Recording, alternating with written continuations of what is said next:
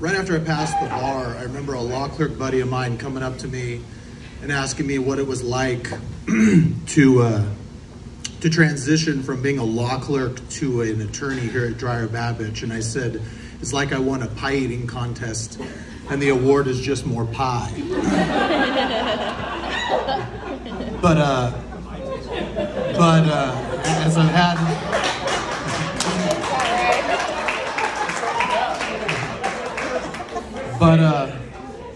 as I've had a few more years, I got a little more gray in the beard now, and I think a better analogy is this is what I imagine it would be like going from college sports to the pros. It's a hard transition. There were a lot of growing pains, a lot of times of self-doubt, but it's been worth it. And as I think about all the attorneys on the left side of the letterhead who I've looked up to, I gotta say, I feel like I've kind of been named to an all-star team. It's not necessarily something that I feel like I deserve, but I'm gonna take it. So,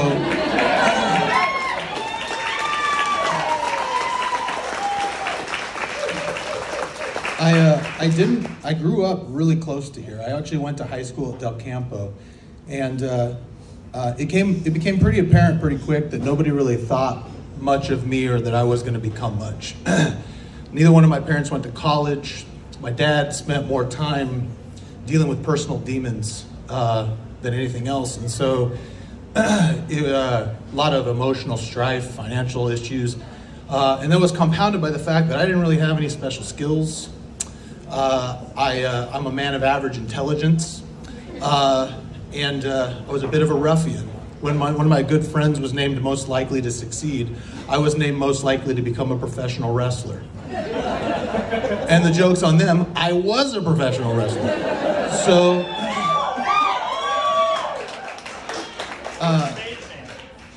we won't talk about that. So,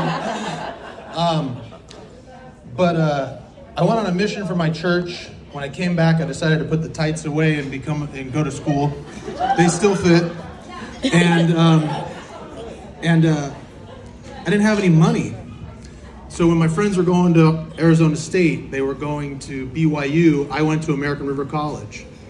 And when I was there, I told my best friend I was going to go to law school, and he said, I bet everything I own you're not going to make it. And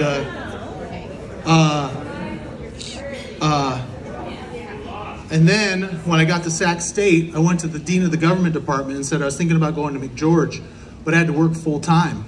And she laughed at me and said, there's no way you could do that. You should transfer to a different department.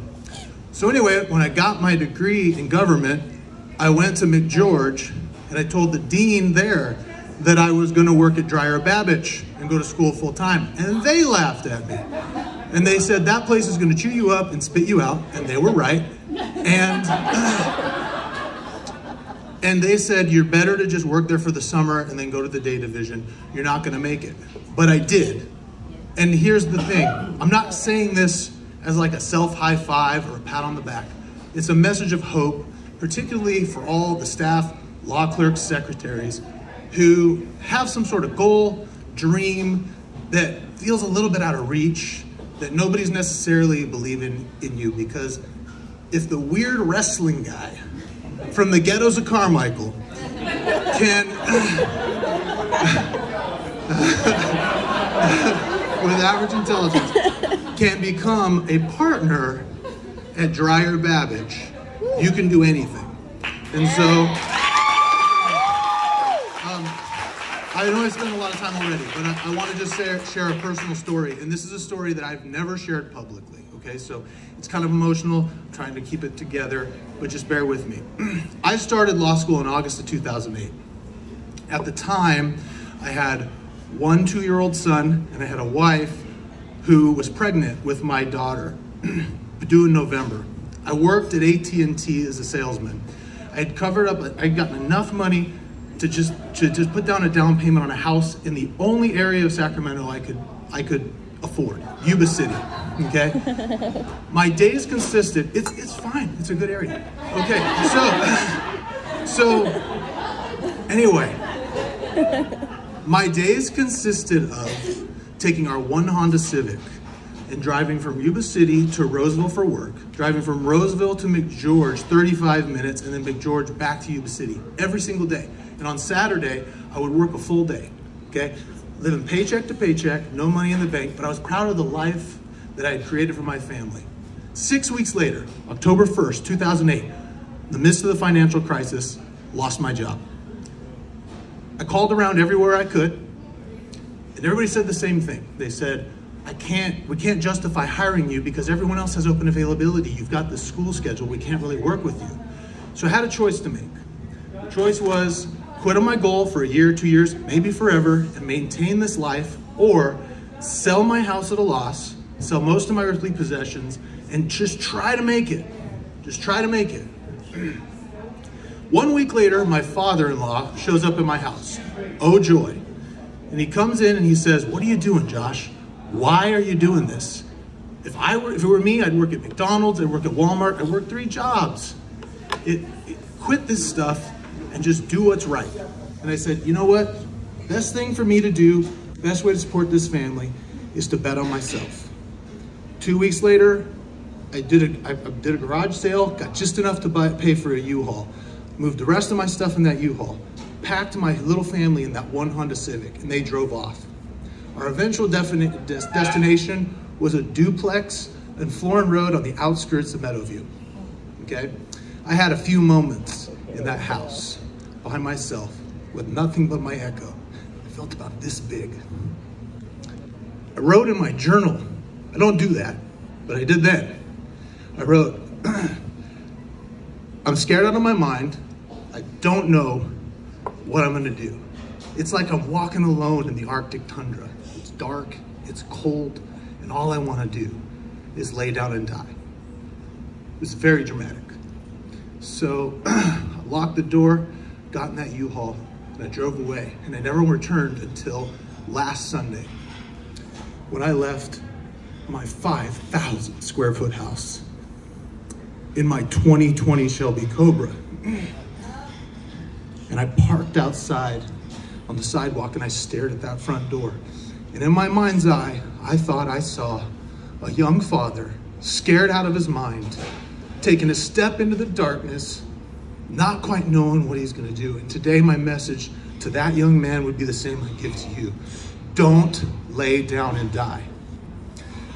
I've had the opportunity over the years to hear some of your stories, and some of you have it harder than I ever had it. When you come into work at 6 a.m. and you work till 6 p.m., just enough to get to school on time, go to school all night, come back, work till 1 a.m., and the attorney you work for doesn't even say thank you, you keep moving forward.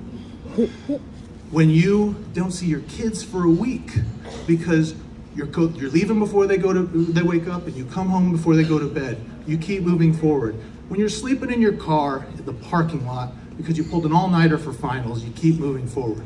When you park on the side of the freeway because you just don't even think you have the energy to get home, dig deep and keep moving forward, because it's those moments, those few moments when nobody's watching and nobody believes and everyone would understand why you quit, but you just don't. Those are the moments that are the difference between success and failure. Your victory may not come today, tomorrow, next week, next month. It may take 13 years, 1 month, and 9 days.